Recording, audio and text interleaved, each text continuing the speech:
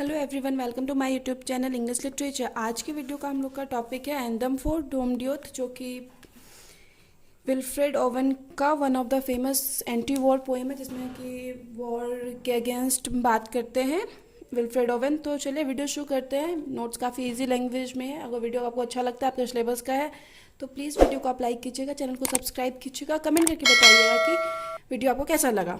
तो चलिए वीडियो शुरू करते हैं।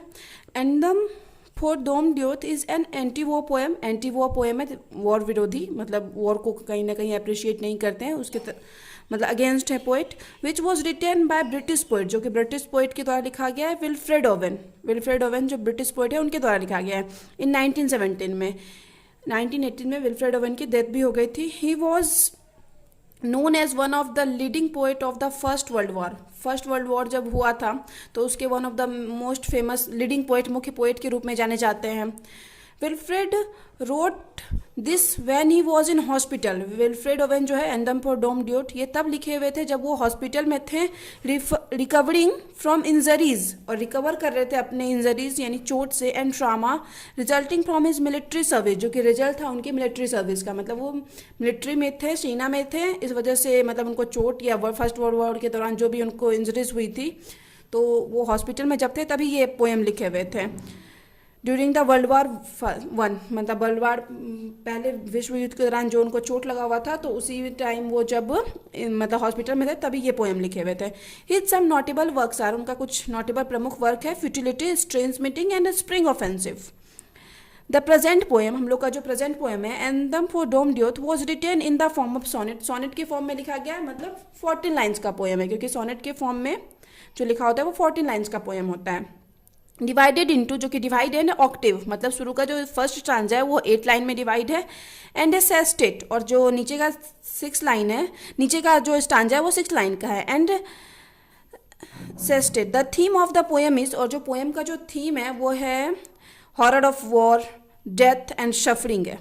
थ्रू दिस पोएम, अब इस पोएम के through the poet wants to say, poet कहना चाहते हैं कि वॉर इज हेलिश, जो वॉर है ना, हेलिश यानी हेल यानी नर्क, नर्क के तरह है, नरकीय है, एंड फ्यूटाइल, जिससे कि सिर्फ बर्बादी होती है, जो निरर्थक है। It is waste of human life, human life का भी इससे वेस्ट होता है। The poet explains, poet explain करते हैं how the soldiers die helplessly in the battle field, कि युद्ध के मैदान में कैसे जो सोल्जर्स होते हैं, क्योंकि वो सोल्जर हैं, एक सैनिक खुद हैं, तो उसी चीज़ के बारे में बात करते हैं कि लाचार पूर्वक कैसे हेल्पलेसली मारे जाते हैं सोल्जर्स युद्ध के मैदान में। They do not have any one two give them proper burial sacrifice, उनके पास कोई ऐसा भी नहीं होता है जो उनको मतलब दफन कर दे या फिर मरने के बाद उनको जला दे, वैसा भी उन लोगों के पास, जो सैनिक मारे जाते हैं युद्ध में, उनके पास कोई नहीं होता है। One of the notable except of the poem, इस पोएम का जो वन ऑफ द नोटेबल मुख्य एक्सेप्ट है, पहलू है, the poets rejection of God. Poet reject करते हैं God and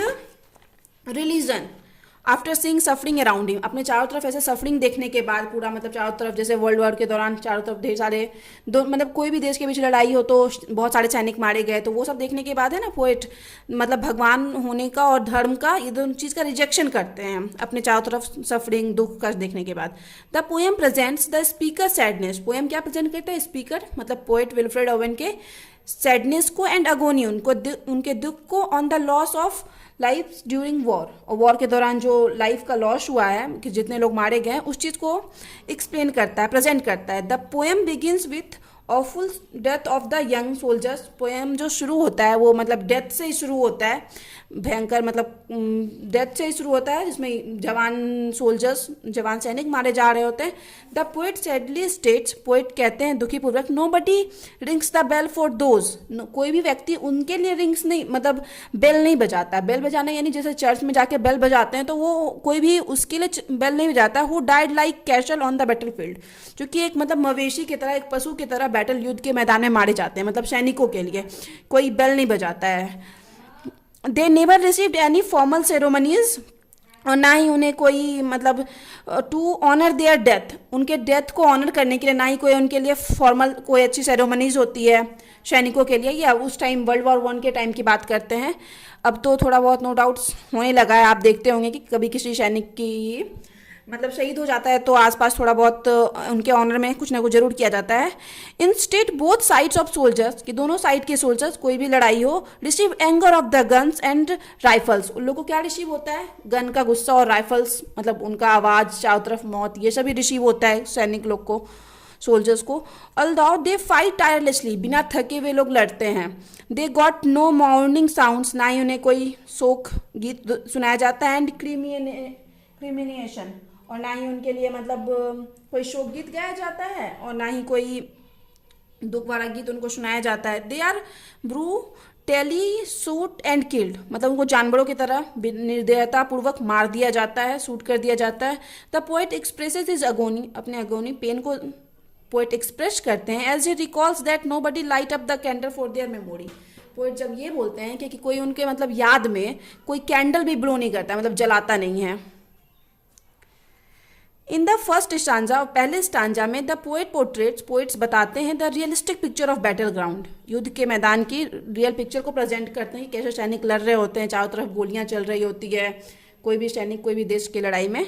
the readers must realise, जो भी रीडर्स होंगे उनको रियलाइज होगा how soldiers sacrifice their lives, कि कैसे सोल्जर्स जो होते हैं सैनिक अपने लाइफ का सेक्रीफाइस कर देते हैं टू डिफेंड देयर कंट्री, अपने कंट्री की रक्षा के। जैसे आसपास भी हम लोग देख सकते हैं कि है कि 22 साल 23 साल या 25 साल 30 साल के एज में लोग ऐसे मारे जाते हैं क्योंकि वो मतलब मिलिट्री में होते हैं, आर्मी में होते हैं। तो उसी तरह पोइट भी उसी चीज़ को मतलब बुरा बताते हैं।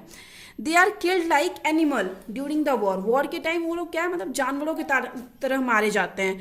थ्रू दिस लाइन्स, इस लाइन्स के through the readers gate a sense, readers को, जो भी रीडर जो पाठक है जो पढ़ रहा होगा पोएम को, उसको सेंस हो जाता है of the way war hollows out society, कैसे वॉर जो होता है युद्ध हम लोग की सोसाइटी को हॉलो यानी खोखला करता है, particularly in its relentless destruction of young man, और पार्टिकुलरली मेन रूप से उन जवान लोगों के लिए विनाश का काम करता है जो कि आर्मी या मिलिट्री में है।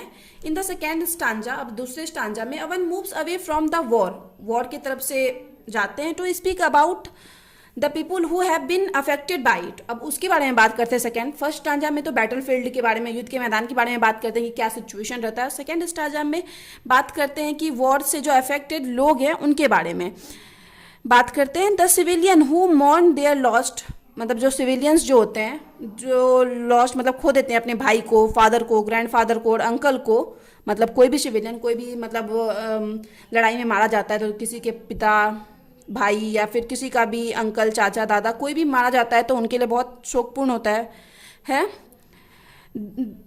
The ones who wait for them, मतलब उनको खो देते हैं जिसका वो वेट कर रहे होते हैं, तो कम होम, घर आने के लिए वेट कर रहे होते हैं कि हाँ अब मतलब 1-2 मंथ बाद वापस आएगा घर, लेकिन क्या होता है बैटल फील्ड में उनका मौत हो जाता है। And wind up disappointed and miserable when they don't, और क्या होता है कि डिसपॉइंटेड हो जाते हैं और दुखी हो जाते हैं जब उनको पता चलता है कि जिनका भी वेट कर रहे हैं मतलब अपने भाई का, अपने पति का, अपने पिता का, तो उनकी क्या मृत्यु हो गई है, तो वो क्या हो जाते हैं बहुत ज़्यादा दुखी हो जाते हैं, बहुत ज़्यादा डिसअपॉइंटेड हो जाते हैं।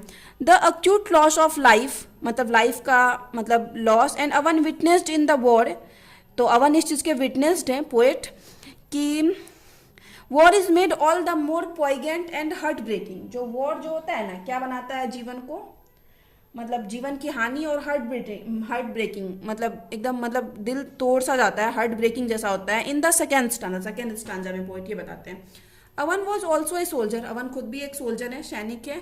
सो he witness the brutality and horror of war, इसलिए वो विटनेस यानी गवाह है कि कैसे निर्दयता पूर्वक मारा जाता है वॉर में सैनिकों को।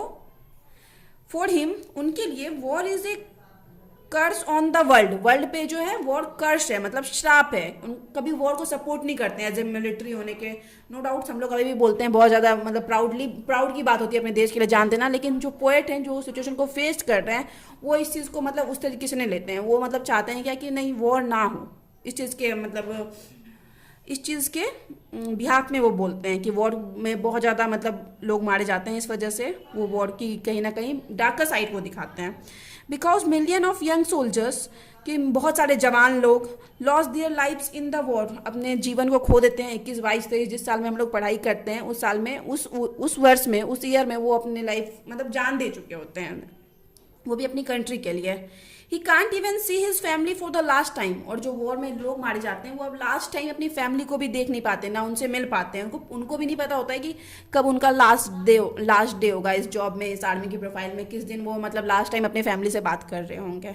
तो जो भी मिलिट्री या आर्मी में होते हैं, फ्रॉम स्टार्ट टू फिनिश, शुरू से अंत तक, the poem foregrounds the wastefulness of war, war के सिर्फ बुराई को ही बताता है कि कैसे वॉर अच्छा नहीं है हम लोग के लिए। स्टार्ट टू इन पोएम यही बताता है। So we can say that, इसलिए हम कह सकते हैं एंथम फॉर डोम ड्यूथ, जो एंथम फॉर डोम ड्यूथ है, इज बेस्ट वर्क, एक बेस्ट वर्क है विल्फ्रेड ओवेन की, which explores the darker side of war, जो कि वॉर के डार्कर साइड के बारे में बताता है, बुराई को बताता है वॉर को मतलब वॉर के पक्ष में बात नहीं बोलता है, वॉर के अगेंस्ट बोलता है। तो चलिए वीडियो यहाँ पे खत्म होता है वीडियो। और अगर आपको बैकग्राउंड से कुछ म्यूजिक सुनने को मिला होगा या कुछ सुनने को मिला होगा तो उसके लिए सॉरी, क्योंकि आसपास मतलब शादी वादी हो रहा है तो मे बी आपको सुनने को मिल सकता है, बैकग्राउंड कुछ प्रॉब्लम हो सकता है। चलिए, अगर आपको वीडियो अच्छा लगता है, आपके सिलेबस का है, तो प्लीज़ वीडियो को लाइक कीजिएगा, चैनल को सब्सक्राइब कीजिएगा और कमेंट करके बताइएगा कि वीडियो आपको कैसा लगा। मिलते हैं नेक्स्ट वीडियो में नेक्स्ट टॉपिक के साथ।